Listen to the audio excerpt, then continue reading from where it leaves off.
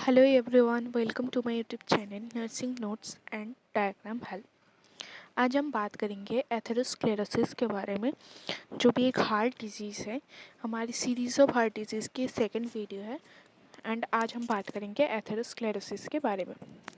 पहले हम जानेंगे एथेरोस्क्लेरोसिस के डेफिनेशन ऑफ एथेरोस्क्लेरोसिस।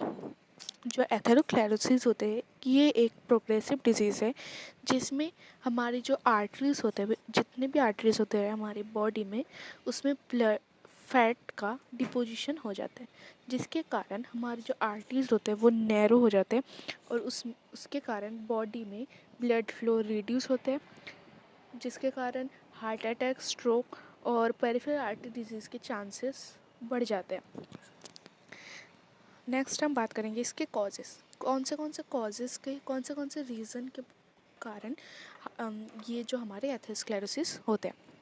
एथेरोस्क्लेरोसिस ये जो होता है ये हमारे आर्टरीज़ के वॉल को डिस्ट्रॉय करता है, जिसके कारण हमारी आर्टरीज़ में इन्फ्लेमेशन के कारण बढ़ जाते हैं, प्लेक फॉर्मेशन हो जाता है, फैट का डिपोजिशन हो जाता है। फर्स्ट इसका कॉजेस में पहला है unhealthy diet.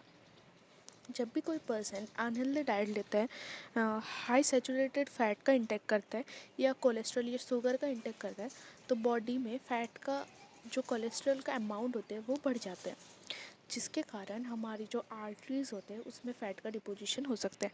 Next is smoking के कारण भी एथेरोस्क्लेरोसिस हो सकता है। स्मोकिंग के कारण हमारी जो आर्टरीज़ के वॉल वो डैमेज होने लगते हैं और जो प्लैक फॉर्मेशन होता है, जो फैट का डिपोजिशन होता है, उसका वो भी इंक्रीज़ हो जाता है। Next one is high blood pressure. Hypertension के कारण भी हमारे बॉडी में एथेरोस्क्लेरोसिस दिखाई दे सकते हैं। Next is high cholesterol. Bad cholesterol का लेवल अगर हमारे बॉडी में इंक्रीज़ हो जाता है तब भी एथेरोस्क्लेरोसिस दिखाई देता है। Next is diabetes and insulin resistance. Diabetes के कारण भी हमारे बॉडी में जो एथेरोस्क्लेरोसिस हो सकता है। डायबिटीज़ के कारण जो हमारे ब्लड होते हैं वो थिक होने लगता है। Next is obesity. जिनका जिनका बीएमआई नॉर्मल से ज़्यादा होता है उस कारण भी हमारे एथेरोस्क्लेरोसिस दिखाई देता है, जिसके ओबेसिटी के कारण बॉडी में ब्लड प्रेशर इंक्रीज़ हो जाता है, इन्फ्लेमेशन के चांसेस बढ़ जाते हैं। नेक्स्ट हम बात करेंगे pathophysiology of atherosclerosis. Endothelial injury. जो हमारी एंडोथेलियल लेयर होते हैं, उस जो हमारी आर्टरीज़ के वॉल होते हैं वो डैमेज होने लगते हैं हाई ब्लड प्रेशर के कारण, कोलेस्ट्रॉल के कारण एंड स्मोकिंग के कारण। Next is lipid accumulation. जो हमारी बैड कोलेस्ट्रॉल होता है उसका अमाउंट अगर बॉडी में इंक्रीज़ हो जाता है तो वो हमारे आर्टरीज़ में उसका डिपोजिशन या एक्युमुलेशन होने लग जाता है। Next one is inflammation and plaque formation. Body जो आर्टरीज़ होते हैं उसमें इन्फ्लेमेशन और प्लेक का फॉर्मेशन होने लगता है। जो हमारी वाइट ब्लड सेल्स होते हैं उसमें जो मैक्रोफेजेस होते हैं वो ट्राई करते हैं उसे रिमूव करने के कोलेस्ट्रॉल को, बट वो इतनी जल्दी रिमूव नहीं होते और वो फोम के फॉर्म में आ जाता है और फैट हमारे आर्टरीज़ में डिपॉजिट होने लग जाता है। Next is artery narrowing and hardening. जितनी हमारी आर्टरीज़ में जितनी भी हमारे कोलेस्ट्रॉल का एक्युमुलेशन होने लग जाते हैं उसके कारण हमारे जो आर्टरीज़ होते हैं वो नैरो हो जाते हैं। नैरो होने के कारण बॉडी में ब्लड सप्लाई रिड्यूस होने लग जाता है। Next is complication. जब भी हमारी आर्टरीज नैरो होने लग जाते हैं तब उसके कारण हमारी जो क्लॉट्स फॉर्मेशन बढ़ जाते हैं, बॉडी में आर्टरीज का ब्लॉकेज होने लग जाते हैं, जिसके कारण हार्ट अटैक और स्ट्रोक के चांसेस बढ़ जाते हैं। Next is clinical manifestation. कौन से ऐसे साइन एंड सिम्टम्स होते हैं जिसके थ्रू हमें पता चलता है कि एथेरोस्क्लेरोसिस हुई है। अगर हम बात करें एथेरोस्क्लेरोसिस के साइन एंड सिम्टम्स की, तो एथेरोस्क्लेरोसिस एक साइलेंट डिजीज़ होता है जिसमें mainly usually sign and symptoms इतनी जल्दी दिखाई नहीं देते अगर इसका कंडीशन वर्स्ट ना हो जाए। टाइम के अकॉर्डिंग अगर जितनी नैरोइंग होने लग जाती है आर्टरीज, तब हमारी साइन एंड सिम्टम्स वो अपीयर होने लग जाते हैं। और इसका जो साइन एंड सिम्टम्स है वो डिपेंड करता है कि कौन से आर्टरीज में हमारे एथेरोस्क्लेरोसिस हुई है। First is coronary artery. जो कोरोनरी आर्टरी होती है वो हमारी हार्ट को ब्लड सप्लाई करता है। जब भी कोरोनरी आर्टरीज में फैट का डिपोजिशन हो जाते हैं तो हार्ट में ब्लड सप्लाई कम होने लगता है, जिसके कारण हार्ट अटैक के चांसेस बढ़ जाते हैं, चेस्ट पेन होने लगता है। Next is carotid arteries. जो कैरोटिड आर्टरीज होते हैं वो हमारे ब्रेन में ब्लड सप्लाई करते हैं। जब हमारे ब्रेन में ब्लड सप्लाई नहीं होगी तो हमारे ब्रेन टिश्यू डेड होने लग जाते हैं, जिसके कारण स्ट्रोक दिखाई देता है। इसके और भी साइंस हैं जैसे कि वीकनेस, हर्ट, स्पीच, स्ट्रोक के जो साइंस है वो दिखाई देने लगते हैं। Next one is peripheral artery. जो पेरिफेरल आर्टरीज होते हैं वो हमारी जो पेरिफेरल लिम्ब जैसे कि हमारी लेग्स, इसमें ब्लड सप्लाई करता है। जब इसमें एथेरोस्क्लेरोसिस का फॉर्मेशन होता है तो बॉडी में प्रॉपर ब्लड सप्लाई नहीं होता है हमारे लेग्स में, तो इसके कारण जो हमारी लेग्स पेरिफेरल एरिया में जितने भी वुंड होती है उसमें प्रॉपर ब्लड सप्लाई नहीं होती, न्यूट्रिशन का सप्लाई नहीं होते, तो वो वुंड हीलिंग भी प्रॉपरली नहीं हो पाता है। पेरिफेरल आर्टरी डिजीज़ भी दिखाई देता है। Next is renal arteries.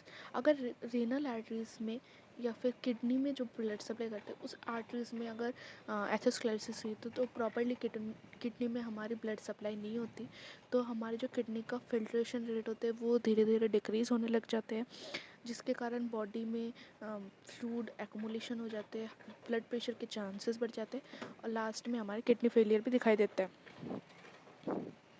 Next is diagnostic evolution of atherosclerosis.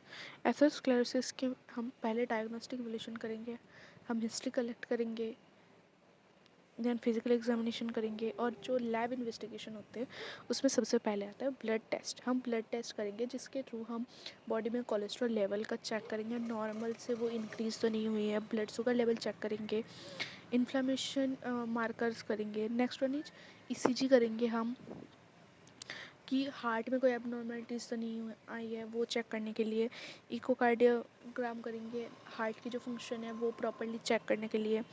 Next आते हैं एंजियोग्राफी करेंगे, हम सीटी एमआरआई एंजियोग्राम करेंगे।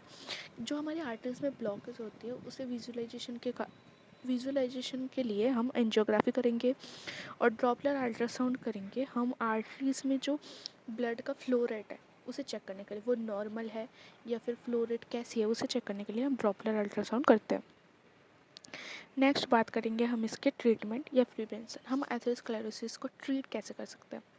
इसका सबसे पहला पॉइंट आता है जो लाइफस्टाइल चेंजेस। हमें जो फर्स्ट लाइन जो प्रिवेंशन होते हैं वो होती है हमारी लाइफस्टाइल चेंजेस। हमारी लाइफस्टाइल जो होती है अभी के टाइम पे हमारी लाइफस्टाइल बहुत ख़राब होने लग गया क्योंकि हम अनहेल्दी डाइट का इंटेक करते हैं। तो हम कोशिश करेंगे कि हम हेल्दी डाइट लेंगे, एक्सरसाइज करेंगे, स्मोकिंग नहीं करेंगे, अल्कोहल का कंजप्शन नहीं करेंगे, रेगुलर एक्सरसाइज करने के लिए बोलेंगे हम पेशेंट को, और जो हमारी ब्लड प्रेशर है उसे कंट्रोल में रखेंगे, एंड हमारी जो डायबिटीज़ है उसे भी कंट्रोल में रखेंगे। और जो हमारी वेट है, जो हमारी जो बीएमआई है, हमारे जो बीएमआई होते हैं वो नॉर्मल बीएमआई होते हैं 18 से 24, तो हम कोशिश करेंगे जो हमारी वेट होती है वो नॉर्मल रहे। नेक्स्ट आता है मेडिकेशन। हम कौन से मेडिकेशन दे सकते हैं एथेरोस्क्लेरोसिस में। सबसे पहले हम कोलेस्ट्रॉल को कम करने के लिए जो स्टेटिन्स ड्रग्स होते हैं वो देंगे। First one is atorvastatin and fluvastatin. Next one is aspirin दे सकते हैं या फिर एंटीप्लेटलेट ड्रग्स। जो एंटीप्लेटलेट ड्रग्स होते हैं वो ब्लड का क्लॉटिंग होने से रोकता है, तो उसको हम प्रोवाइड करेंगे। हम ब्लड प्रेशर मेडिकेशन देंगे, जो हमारी ब्लड प्रेशर है उसे डिक्रीज़ करने के लिए हम दे सकते हैं एटेनोल, मेटोप्रोलोल, कैप्टोप्रिल, बेंजेप्रिल का हम दे सकते हैं।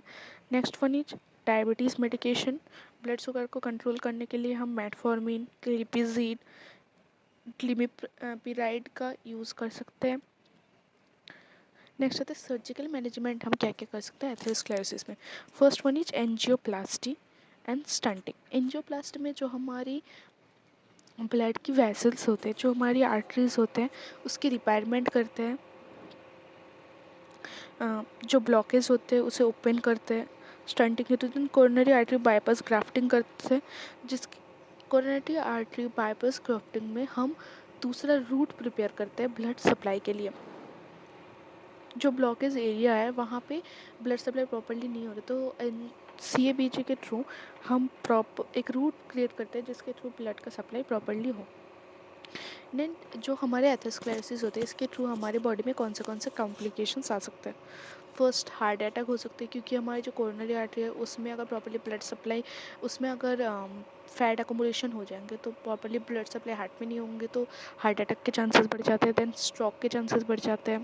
कैरोटिड आर्टरीज में अगर फैट का डिपोजिशन हुई है तो। देन पेरिफेरल आर्टरी डिजीज़ के कारण पेरिफेरल आर्टरी डिजीज़ भी दिखाई दे सकते हैं। एनोरिज्म, जो हमारी आर्टरीज होते हैं उसमें बल्जिंग फॉर्मेशन हो जाती है। और किडनी फेलियर के भी चांसेस दिखाई देते हैं, क्योंकि प्रॉपर्ली ब्लड सप्लाई नहीं होते। तो ये सारे हैं हमारे कॉम्प्लिकेशन। अगर ये वीडियो आपको हेल्पफुल लगी, please subscribe to my channel and इस वीडियो को लाइक करना मत भूलिएगा, और इस वीडियो को अपने दोस्तों के साथ शेयर करो। अगर आप इस मेरे चैनल में न्यू हो तो मेरे चैनल को सब्सक्राइब करो ऐसी न्यू इन्फॉर्मेटिव वीडियोज़ के लिए।